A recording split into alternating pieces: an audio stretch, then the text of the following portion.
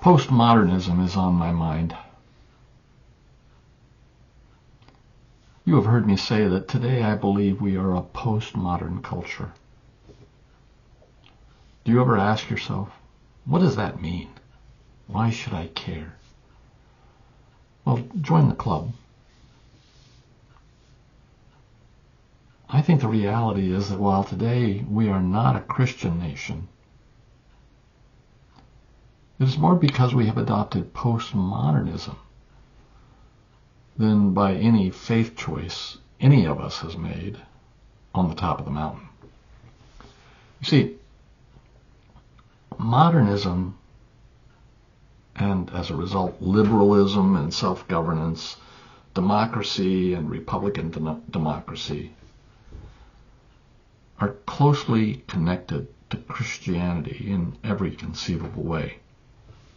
And conversely, postmodernism is inextricably linked to atheism.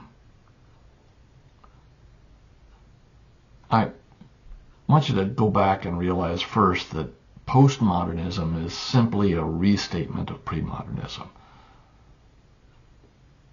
Both premodernism and postmodernism share similar, if not identical, fundamental tenets. Both reject objective truth and accept many subjective truths. In both philosophies, context, language, and power shape truth. And as a result, truth is contingent, it's constructed, it's dependent on which power sphere you reside in. Both premodernism and postmodernism reject the concept of grand narratives because they lack context. They lack subservience to power. Both favor fragmented, local narratives like this or that nation's exceptionalism. Both reject human autonomy, our ability to rationally understand the world. Both premodernism and postmodernism favor decentered understanding, shaped by subjective prevailing discourse, by prevailing culture, and by power structures, the power of individuals in positions of power. Both pre- and postmodernism reject language as a common medium for expressing thought and truth, shaped by reality favoring a view that language is self-referential and shapes the reality that we live in. Both reject morality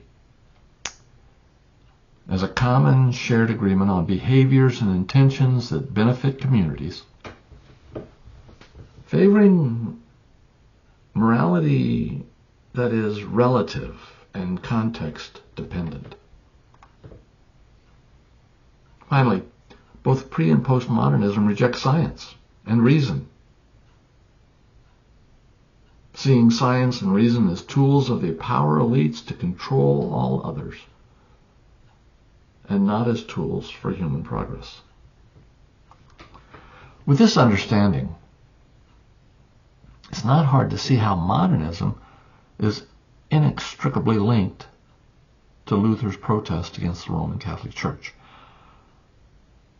which opened the gates for the Protestant Reformation, which opened the gates to the Enlightenment, which 2 centuries later spawned the ideas that became modernism.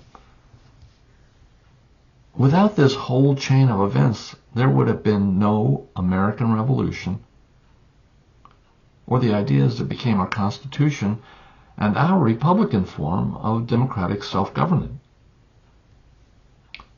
But it is the same chain of events that fostered the rise of parliamentarianism in England and much of Western Europe, Japan, and South Korea. And in fact, It is the chain of events that fostered the structure of the United Nations. So really, the only question has ever been whether a philosophy so linked to Christianity and European, especially English history, could survive in a world that was and has become increasingly non-Christian, non-European, and especially non-English. My hope, I believe the hope of my parents' generation and much of my boomer generation, has always been that modernism, liberalism, and self-government, the products of modernism, were the irresistible force. But my conclusion, based on events over the last 30 years, most especially the elections in 2016 and 2024, is that this hope was baseless. Because it appears modernism cannot survive in this new world. Reflective of the impression that even here in the United States, succeeding generations have embraced postmodernism. So as we freefall toward autocracy,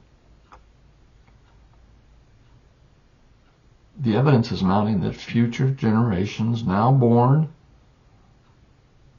aged, and controlling the culture of the nation have embraced autocracies, the only style of government that postmodernism supports. Whether that is the autocracy of oligarchs or party-driven bureaucrats, just as those in the pre-modern world prior to 1776 embraced monarchies and papist autocracies, born of that culture,